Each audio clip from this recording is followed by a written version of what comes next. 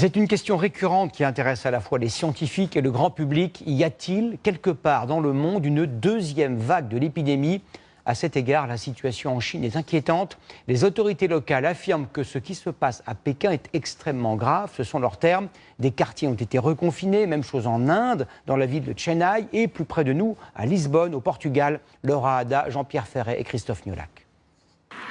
Des quartiers confinés, placés sous haute surveillance en Chine.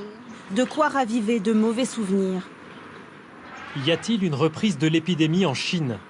Après 50 jours d'une parfaite accalmie, Pékin annonce ce soir la fermeture de ses écoles et interdit à ses habitants de quitter la ville. Une centaine de contaminations en moins d'une semaine. Les autorités parlent d'une situation épidémique extrêmement grave.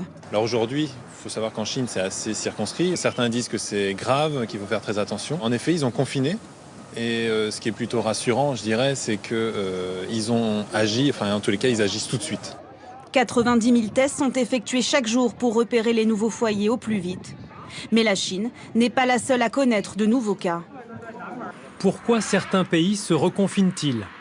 Face à des services d'urgence débordés, l'Inde comme le Pakistan annoncent le reconfinement de certaines villes. Plus près de nous, c'est le Portugal qui s'inquiète d'un retour de l'épidémie.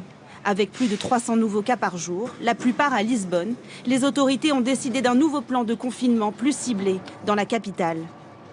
En Allemagne, le nombre de cas d'infection a quasiment doublé. Faut-il s'inquiéter en France ? C'est justement le cas allemand qui met les spécialistes français en alerte. À ce jour, pas d'inquiétude, l'épidémie est sous contrôle, à l'exception de la Guyane et de Mayotte. Le nombre d'entrées en réanimation est en baisse depuis 10 semaines, comme les appels au SAMU et les consultations chez les généralistes. Tous ces indicateurs qui annoncent un rebond de l'épidémie sont au vert. C'est-à-dire qu'on est, si vous voulez, à l'heure où je vous parle, dans une situation très rassurante sur le court terme. Si la situation est préoccupante dans certains pays, aucun scientifique ne parle aujourd'hui de deuxième vague.